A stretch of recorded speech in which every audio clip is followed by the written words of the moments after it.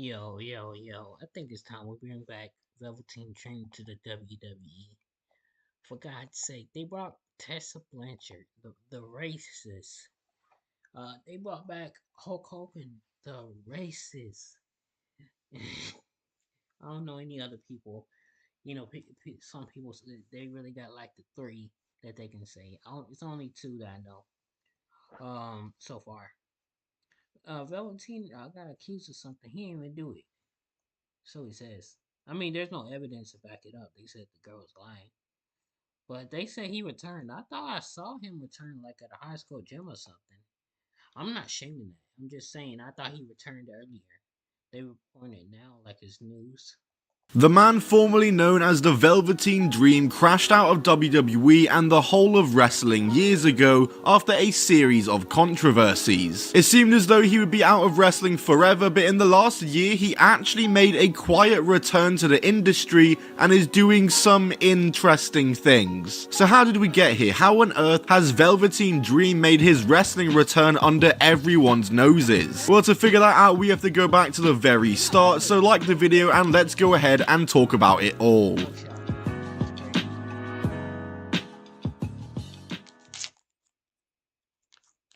Patrick Clark was first exposed to WWE fans when he was a contestant on the 2015 edition of WWE Tough Enough, a reality game show where the winner earned a WWE contract. Patrick was a standout performer on the show. He was an actual wrestler beforehand and was clearly ahead of all his opponents in any wrestling aspect of the competition. He was the clear winner of the show to many, but was shockingly eliminated early on in the show in what was definitely an undeserved elimination. But luckily for Patrick though, Patrick was still picked up by the WWE, being signed to a developmental contract. And after a few house show matches as a jobber and appearances as a jobber on TV, Patrick Clark would debut in WWE NXT as the Velveteen Dream, a flamboyant, Prince-inspired character, with his first major feud being against Aleister Black, in a feud which saw Dream get obsessed with getting Aleister Black to say his name. This culminated with a fantastic match at NXT War Games 2017, which Aleister Black won, and after the match though, Black got on the mic and said Dream's name as a sign of respect. And from here on out, Velveteen Dream had just become a fan favourite. His in-ring work was solid, he was charismatic, and many thought he had what it takes to be a big star in the WWE. He was still young and had heaps of potential. He won the NXT North American title in 2019, his first title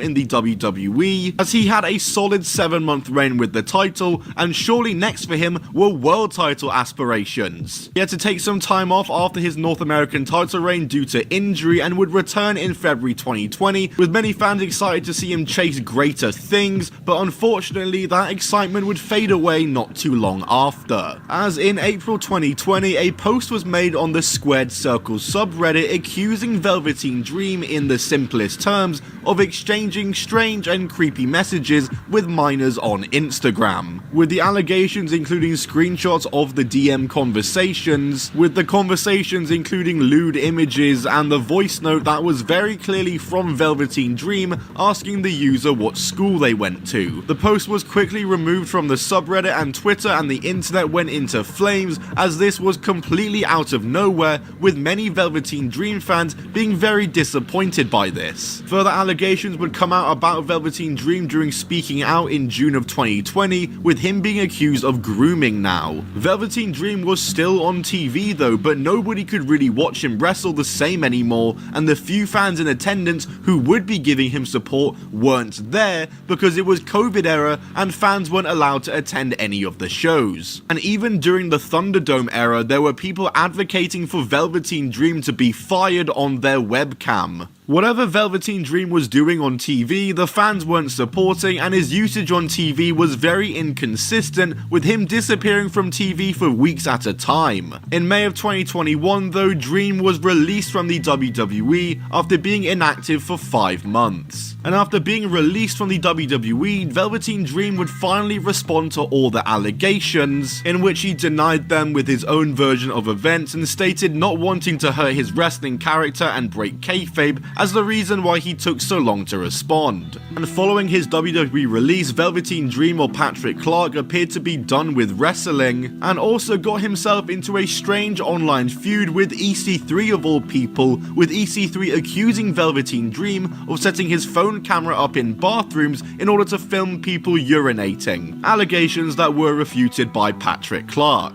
But Patrick Clark then seemed to fall off the rails a bit, as from 2021 to 2022 he found himself in various legal troubles and under arrest numerous times. In November 2021, Patrick Clark was arrested for possession of cocaine, with him being sentenced to a 12-month probation period in April of 2022, and then on August of 2022, just 4 months into his probation period, Clark was arrested for trespassing on property after a warning and first-degree battery, as Patrick allegedly had an incident with a gym employee in which he bitten, punched, and threatened to kill him, and he was arrested again later that month due to this arrest breaking the terms of his probation. Following that, he's kept clean in the eyes of the law, and after years of being mostly out of the public eye, Patrick Clark would return to the wrestling world, as in January 2024 he did an interview with Chris Van Vliet. In this interview, a lot was discussed, including his legal troubles and the allegations against him. As a creative consultant, client relationships are key to actually growing my business. And thanks to HoneyBook, that wasn't all I was called. I've been called a pedophile. I've been called pedo, nonce, very hurtful, and damaging titles to give a person. I didn't earn that. I don't have a history of malicious acts toward anyone. I never have. Everyone's got a past. Everyone's got lessons that they learn from and that they grow through. Everyone's got a past. Not everyone has a history, and a history is a repeated behavior, repeated offenses over and over and over again. And he even shared an interesting story and claim about his arch nemesis EC3. So EC3 invited myself, the two talents, and the female, who I don't recall who she was, invited us back to his apartment. EC3 brings out a framed black and white picture of Tom Selleck with a pile of cocaine on this picture of Tom Selleck, and he puts it down on his dining room table, and he's like, "Let's party, boys." Now, EC3 says he doesn't do drugs. Okay.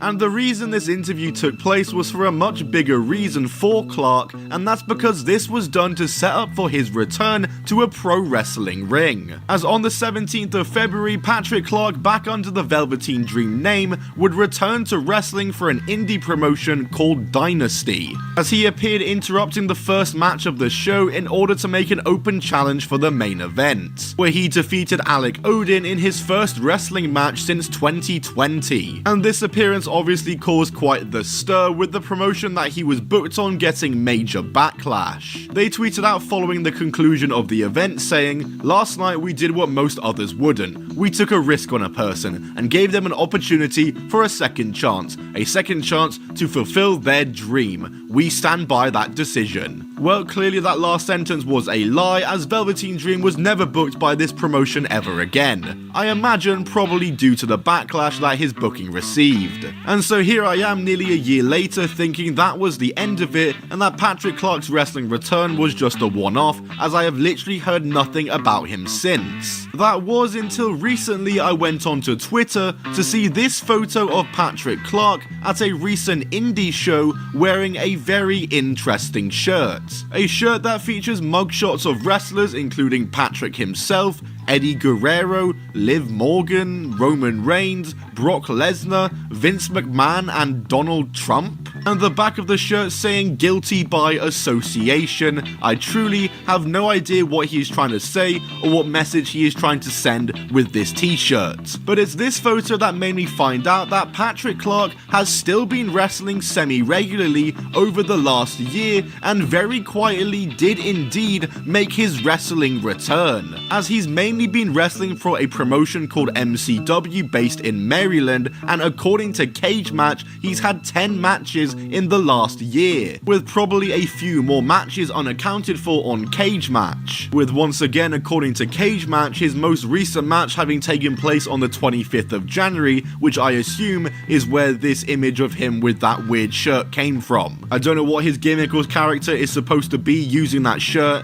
I truly just couldn't tell you. But yeah man, I'm just shocked to hear that Patrick Clark has been this active in wrestling for the last year, because I feel as though nobody is really talking about this, and maybe nobody really knows this, unless I'm just late to this and had no idea the entire time what everyone else did. It's a very similar thing to the Tessa Blanchard re-signing for TNA whole situation and drama surrounding that, is that no matter what you really feel about the whole controversy surrounding them, whether you think Patrick Clark should get a second chance or not, you just have to ask, is it really a good idea for the promotions themselves to be booking this guy? Like with the example of Tessa Blanchard back in TNA, she's been back there for about a month or two now, and still, every time I ever see her mentioned in social media on Twitter, the backlash and response is just overwhelming. And I really can't imagine that booking Patrick Clark is doing any sort of net positive for these indie wrestling promotions. But then again, I didn't even know about this until recently, like I said, so I guess they're not being really affected in any way negative or positive, and I guess Patrick Clark, his whole situation is probably a bit different to Tessa, because he's just wrestling for a lower level indie promotion, whereas Tessa is on a main TV program. And you know, I said the same thing about Tessa Blanchard that I didn't think should ever make it back onto a TV wrestling program, and I did surprisingly get proven wrong on that one. But as for Patrick Clark,